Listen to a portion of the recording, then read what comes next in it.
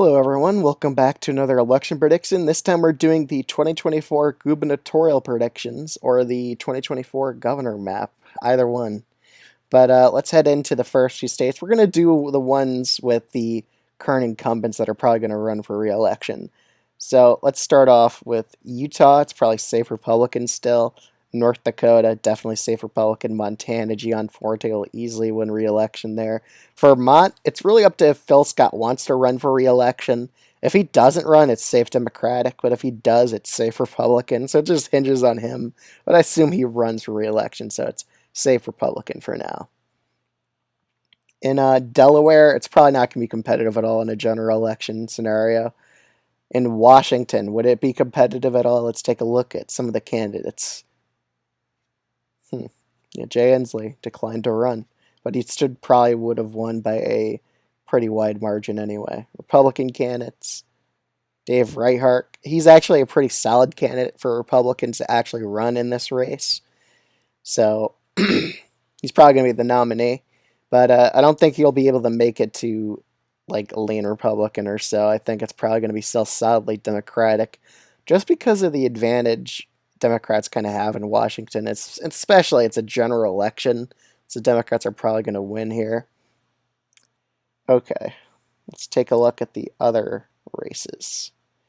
So let's take a look at West Virginia. Again, Joe Manchin already said he isn't running here. He declined, so it's already just safe Republican. Doesn't matter really who runs there. It doesn't really matter. Let's take a look at Indiana's governor race. Mike Braun is running. Interesting.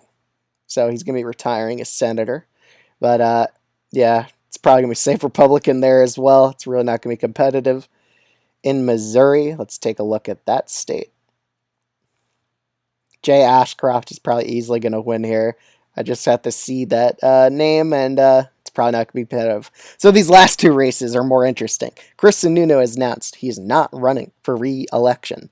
So that's a huge news for Democrats here, a really good potential pickup for them. But Kelly Oyette, she's announced she's running. She's a very strong Republican candidate. She was a former U.S. senator who nearly won that seat. It was 1,000 votes or so. Democratic candidates on here. There's not a lot of strong ones so far, so it'll be quite a competitive race, I would say. But if I were to rate the race right now, I'd put it as tilt Democratic. It's going to be one of the most competitive contests, along with North Carolina, which, let's take a look at the polling in that race, because it's already pretty much between Josh Stein and Mark Robinson as the candidates, I would argue. But let's just take a look at the polling. That's Republican primary polls. All right, so in between, Mark Robinson looks like he has a slight lead here, but these polls are kind of old. I want to see more recent polling.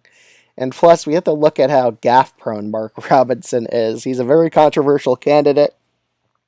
And Josh Stein, he's actually pretty strong. I'm pretty sure his qualifications are he's the attorney general there. So again, I think Stein is going to actually pull off a narrow victory, just like the Democrats pulled off one in New Hampshire. So for now, it's a narrow Democratic hold. I think Robinson, he's kind of similar to Kari Lake in my opinion. He's a very controversial. He said a lot of controversial statements. I think that would hurt him overall in North Carolina. So I think Stein pulls off a narrow victory in the state. I'll see you guys in the next video. Bye.